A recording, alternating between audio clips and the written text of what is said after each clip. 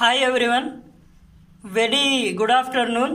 ఈరోజు నేను మీకు ఒక ఇంపార్టెంట్ అయిన చాప్టర్ని చెప్పదలుచుకున్నాను.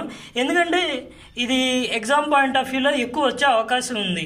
సో నేను గత గ్రూప్ 2లో కానీ గ్రూప్ 1లో కానీ ఏ సెక్టార్లో ఏ పాలసీ ఏ ఇయర్ ప్లాన్ అడిగాడు అని అడిగిన సందర్భాలు ఉన్నాయి మీరు ప్రీవియస్ ఇయర్ పేపర్లు చూస్తే. So let's dig in to the topic. First, ఈ ఎకనామిక్ రిఫార్మ్స్ 1991 ఉంది కదా, ఈ అప్రైజల్ ఏంటి, అలాగే లిబరలైజేషన్ అంటే ఏంటి, గ్లోబలైజేషన్ అంటే ఏంటి, Indian economy during to the reforms period, page number 36-56 మధ్యలో ఉంది. వెరీ ఇంపార్టెంట్ టాపిక్, నిజంగా చాలా ఇంపార్టెంట్ టాపిక్ ఇది. ఎకనామిక్ రిఫార్మ్స్, ఇది NCERT book. Please like my channel guys. And చూడండి ఏం రాశారో నేను చదువుతాను. A 40 years of planned and development of India has been able to achieve a strong industrial base, become a self-sufficient in the production of the food grain. Nevertheless, a major segment of the population is continued to depending upon agriculture, its livelihood. The crisis of the balance payment system lead to introduction new reforms in the country. This unit is as an appraisal reform process and implementation for India. ఏం లేదు, మనం 40 ఏళ్ల తర్వాత ఒక planned డెవలప్మెంట్గా వస్తున్నాము.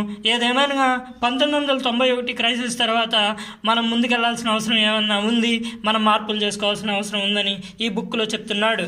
అంతే, అంతకుమించి ఏం లేదు. ఇది బ్రహ్మ పదార్థం ఏం కాదు. చూసుకోండి, ఇంట్రొడక్షన్ ఏముంది, మనది ఒక మిక్స్డ్ ఎకానమీ, ఒక ఫ్రేమ్ వర్క్ ఉంది, స్కాలర్స్ అంతా చెప్పారు. తర్వాత ఇంపార్టెంట్ ఇక్కడికి వచ్చేయండి. India meet with economic crisis related to the external debate. Government was able to make a repayment and foreign exchange reserve. అది మనం ఫ్యూయల్ కొంటాం కానీ మన దగ్గర డబ్బులు లేవు, అయిపోయినాయి, ఫారెక్స్ రిజర్వ్ లేదు, బ్యాలెన్స్ లేదు. అప్పుడు ఏం చేయాలి?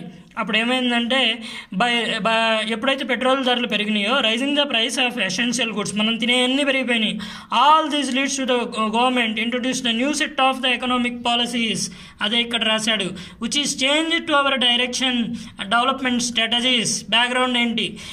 Insufficient manage of Indian economy. 1980వ దశకంలో మన ఇండియన్ ఎకానమీ వాళ్ళు సరిగా డీల్ చేయలేదు అని మాత్రం చెప్తున్నాడు. ఆ తర్వాత when expenditure is more than income, expenditure ఎక్కువ ఉంది, ఇన్కమ్ తక్కువ ఉంది. Government borrows finance deficit from banks and also people. మన దగ్గర కూడా ఉంటుంది, బారోయింగ్స్ ఉంటాయి మన దగ్గర కూడా, మనం బ్యాంకుల దగ్గర పెడతాం, బ్యాంకులు వాళ్ళకి అప్పులు ఇస్తాయి, సో మన డబ్బులే.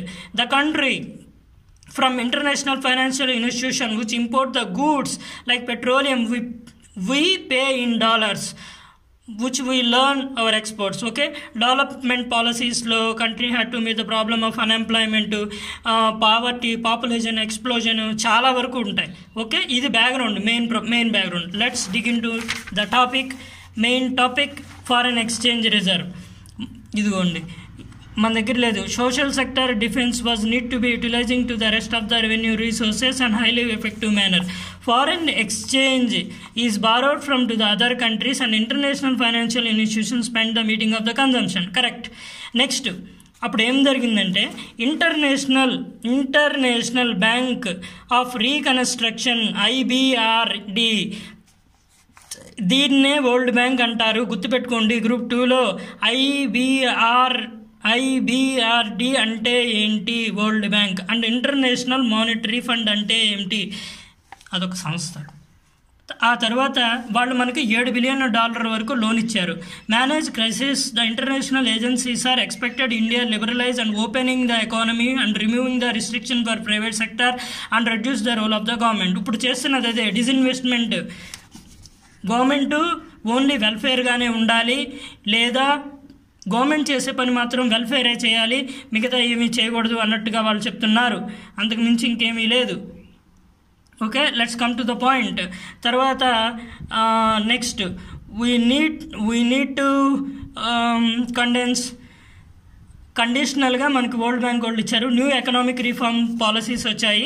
ఆ తర్వాత the policies towards to the creating balance sheet payment, bringing inflation under control, అవన్నీ చేసుకుంటూ వచ్చారు. లిబరలైజేషన్కి వచ్చేద్దాం. లిబరలైజేషన్ అంటే ఏంటి? The point of the beginning the rules and laws which is main aim regulate the economic activities major hinder. ఏవైతే growth అడ్డం పడుతున్నాయో వాటిని తీసేశారు. ఈ లైసెన్స్ రాజా కోటా ఉంది కదా, ఏదైనా ఇండస్ట్రీ పెట్టాలంటే దాన్ని తీసేశారనమాట. 1980 ఏరియాలో industrial licensing and export import policy, technology upgradation, physical policy అలాగే foreign investment reforms policy 1991 was more comprehensive. Let's study the important foreign exchange మార్కెట్లో ఇవన్నీ చేసుకుంటూ వచ్చారు. అది మనోళ్ళు. డీరెగ్యులైజేషన్ ఆఫ్ ఇండస్ట్రీస్, అన్ని ఇండస్ట్రీస్ గవర్నమెంట్ దగ్గరే పెట్టుకోకుండా ఇండస్ట్రీస్ని డివైడ్ చేసింది. ఏ గూడ్స్ ఏ ఇండస్ట్రీస్ పెట్టాలి అన్నది ఒక పాయింట్గా తీసుకుంది. India regulate the mechanism enforce various ways of industrial licensing which entrepreneurs to get permission and official to start the firm. Second point ఇక్కడికి రండి. Private sector was not allowed many sector. ఉదాహరణకి ఈ defence సెక్టర్లో రాదు private sector, మిగతా sector ఉంటుంది. Some goods which produced only small scale sector, కొన్ని మాత్రం చిన్న ఉంటాయి కదా, మైక్రో మీడియం స్మాల్ ఇండస్ట్రీస్ మాత్రమే చేస్తాయి. Control the price fixation and distribution of the selected industrial product. Okay, next ఇక్కడ ఇంకోటి ఉంది. The reforms policy was introduce 1991. May remove the restriction and industrial licensing was abolished almost the categories ఏమున్నాయో alcohol, cigarette, hazard, chemical, industrial, explosives, electronics, aerospace, drug, pharmaceuticals, the industries మొత్తం అన్నీ వచ్చేసినాయి. Financial sector reforms ఏమిటో చూద్దాం. Financial sector reforms ఏముంది? Stock exchange market పెట్టారు. ఆర్బీఐని regulator నుంచి ఫెసిలిటేటర్ వరకు మాత్రమే తీసుకొచ్చారు. అదొక్కటి చూసుకుంటే చాలు. ఇందులో ఇంకా ఉన్నాయి, అవి చూద్దాము. Let's hope friends. అదిగో ఫారెన్ ఇన్స్టిట్యూషనల్ ఫండ్ ఇండెక్స్ అని పెట్టారు. ట్యాక్స్ రీఫార్మ్స్ మార్చారు. సగటు జీవి మీద ట్యాక్స్ అనేటువంటి తగ్గించారు. ఫిజికల్ పాలసీ తీసుకొచ్చారు. Direct tax consist of income individual as well as profit of business అనమాట. 1991లో there was has an a continuous reduction in tax on individual income. It would be felt higher rate of income tax. Important reason for tax invasion, corporate tax కూడా అది చెప్తున్నాడు. తర్వాత direct indirect tax గురించి కూడా రాయడం జరిగింది. Foreign exchange రిఫార్మ్స్లో పెద్దగా ఏం లేదు. రూపీ వాల్యూ డివాల్యూట్ అవుతుంది, దాని గురించి రాశాడు. ఇది మనకు అంతగా అవసరం లేదు. ట్రేడ్ ఇన్వెస్ట్మెంట్ పాలసీ అంతగా అవసరం లేదు. ఇది తర్వాత చూద్దాం. Thank you friends. నన్ను సబ్స్క్రైబ్ చేయండి, లైక్ చేయండి, కామెంట్ చేయండి.